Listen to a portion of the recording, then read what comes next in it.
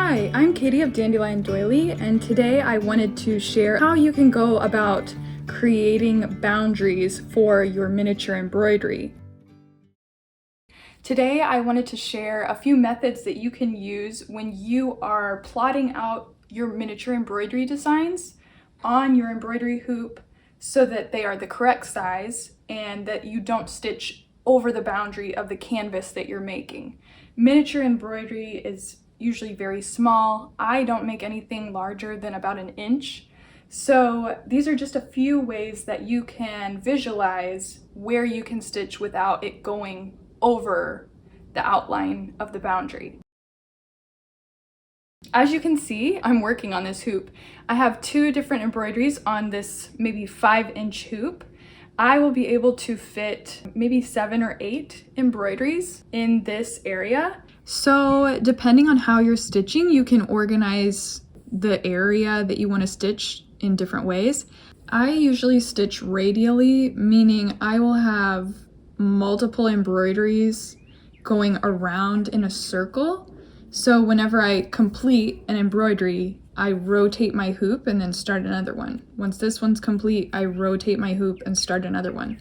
I just like that way, and it makes sense with a circle embroidery hoop. If you had a square embroidery hoop, it might make more sense to just keep your hoop in one position and maybe create a grid so that they're equally spaced. I have been stitching long enough that I kind of know the space that it takes, and I'm able to visualize how much room that I'll have. But if you're just starting out, it's really hard to just gauge with your eyes as you're stitching. So what I recommend is using a few different methods to help you visualize where to put your embroideries on your hoop. Two of the most common sizes you'll see in miniature embroidery are 25 millimeters and 20 millimeters. 25 millimeters is almost an inch in diameter. The 20 millimeter one is, as you can see, a little bit smaller than that. You can actually use a quarter and a penny to approximate the canvas size of these pendants. The 20 millimeter is almost the size of a penny, and the 25 millimeter is almost the size of a quarter. These are American cents, but you can test and see if you have any coins that fit close to these sizes. One of the easiest ways to keep track of this boundary size is to use a Frixion pen. A Frixion pen can be used on paper, but it's actually very common in the embroidery community because you can draw on your fabric and just use heat, like from a hairdryer, to make the ink dissolve away. It goes invisible, which is very handy. The only drawback to using a Frixion pen is that it will at times leave a ghosting line. So I just used a hairdryer to get the Frixion pen off, and it did leave a little bit of ghosting. To my eyes, like, I can hardly see it. I think the camera is picking it up more, but to be fair, it does leave a bit of like some ghosting lines.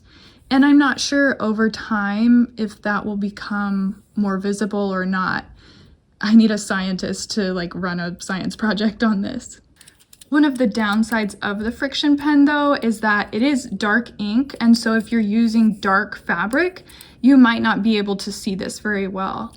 I have seen people use white gel pen as a way to draw onto dark fabric.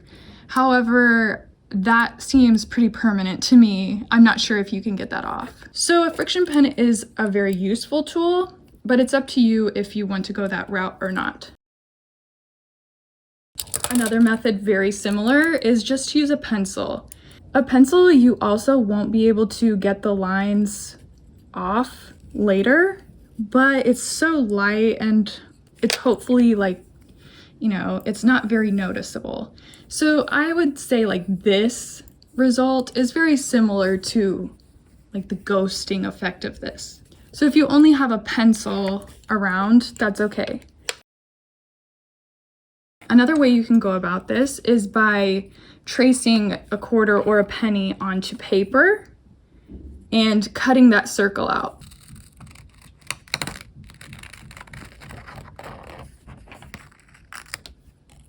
You can also cut this outside area to the correct proportions of the buffer zone that you need. So for most of my work, it's about 1/4 inch, and I do think I cut this pretty accurately, but you can actually measure for accuracy. But this inside boundary is what you should stitch into and not go outside of for it to be the proper dimensions.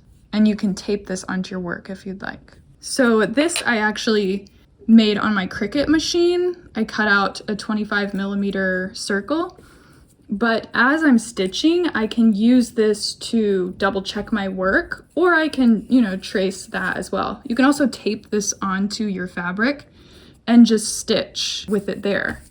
So for example, these will all be 20mm, but this gives you an idea of how this works. Similarly, I also have some labels that I got from Online Labels, and you can get circle stickers that match the correct dimensions that you are stitching. And if you just reuse some of this sticker paper, I've already used the sticker, but the outside dimensions can act as a guide and stick onto your embroidery so that you know exactly where you're supposed to be stitching. The last method you can do is by making a running stitch. I'll just knot the end of a piece of floss. I'm just using a single piece of floss. And what I will do is I'll use this penny as a guide and create a very loose running stitch all the way around.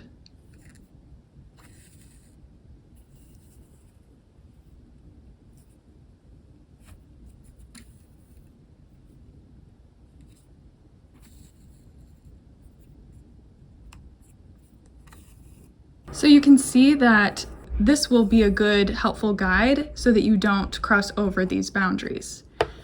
And I would just not even tie this or anything, just cut it. And that will help you visualize. Then you'll stitch into this, and then once your embroidery is complete, you can actually keep this on your embroidery until you cut it out, and then you'll just simply pull it out and it's gone, and your embroidery will remain. So that's a helpful method as well. The other thing you want to be mindful of when you are putting and placing these onto a hoop is that you do need like a buffer zone outside of this circle so that you can use the fabric to wrap around whatever base insert you're using. I show you how to make a base insert using repurposed cardboard materials, and you can check that out in my embroidered jewelry YouTube video. But you will want like a 1/4 inch kind of buffer zone between each of your embroideries, at least for circles. So I hope this has given you some ideas of how you can fill an embroidery hoop with your miniature embroideries. And please let me know below if you have another way that you can suggest. Thanks so much for watching. Sincerely, Katie of Dandelion Doily.